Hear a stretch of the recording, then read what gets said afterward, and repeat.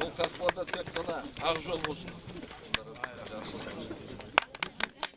Отырар ауданына кіретін негізгі 5 қақпа бар. Соның бірі Балтакөл Түркістан бағытындағы ауданаралық маңызды жол бойында орналасқан. Ел тәуелсіздігінің 26 жылдық мерекесі қарсаңында осы Балтакөл қақпасының салтанатты ашылуы өтті.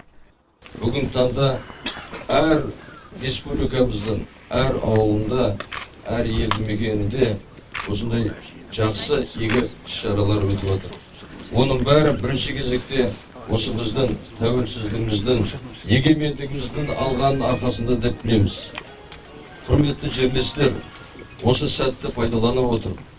Тағы да айтып кеткім келіп тұр, бүгін тек қана осы күні, бүгін ауданда 4 медициналық мекеме ашылғалы тұр. Бір үлкен көпір, 9 ветеринарлық пункт, 3 кәсіпкерлік нысан. Осының бәрі осы біздің тәуелсіздігімізге тарту деп біз есептейміз. Біздің тәуелсіздігіміздің жетістігі, жемісі деп білеміз. Мұндағы жергілікті тұрғындардың негізгі күнкөрісі тары шаруашылығы. Балтакөлдік брендке айналған тарыны өңдеу цехын дәл осы аумақтан ашу кәсіпкерлерге тиімді. Тәулігіне 2-2,5 тонна тары талқан өңдейтін шағын цехтың жұмысы 10 отбасының табыс көзіне айналып отыр.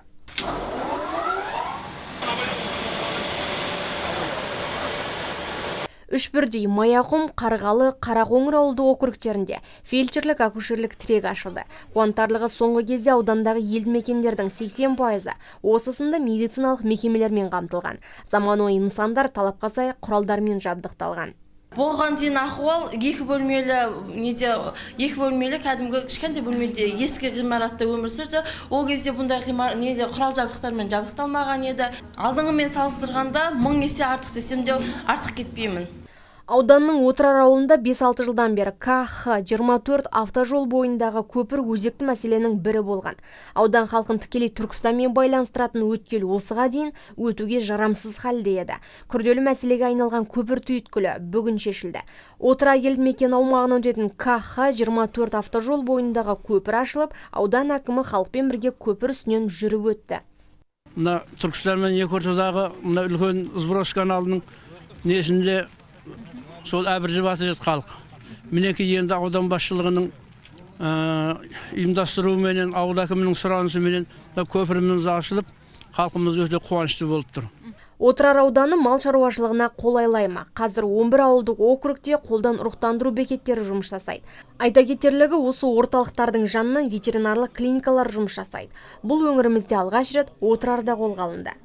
Осы ауданда өзі 24-тей малдарды қолданықтандыру бекеті болса, соның ішінде 9 ауыл округінде сол қолданықтандыру бекеттерінің жанынан клиникалық бекет дейді. Бұл енді ауыл округіндегі меңгерушілер отырып, сол жерде жұмыс жасайтын бекет ашылып жатыр. Ол енді аудандық бюджеттен 72 миллион қаржы бөлген. Оның ішінде өздеріңіз көрдіңіздер, ветеринарияға керекті құрал сайманың бәрі түгел қалыптасқан.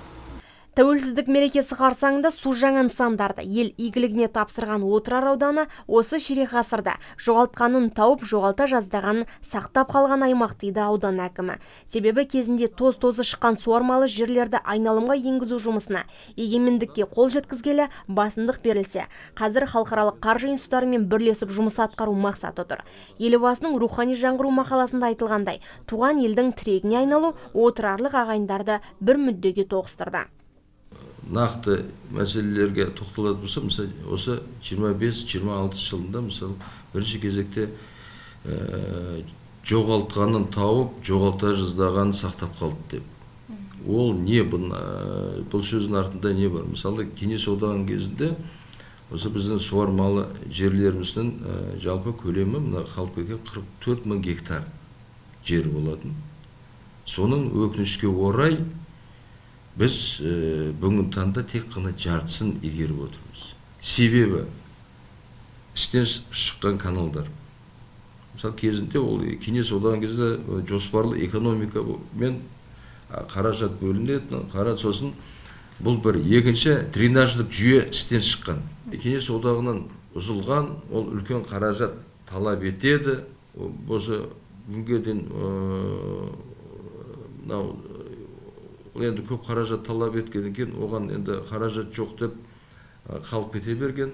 Сол түбінде жерлеріміз тұзданып, сорланып қалған. Мына үлкен мәселе бұл. Ауданның ауыл шаруашылық саласында үлкен мәселенің бірі десем, мен қателеспеймін. Міне осы тәуелсіздік жылдар бойы осы мәселеге кірістік. Әдеттегідей мерекелік марапатқа ұласқан концерттік шарада аудан тумаларына облысқа сіңірген еңбек үшін медальдары тапсырылып, аудан әкімінің алғыс хаттары берілді.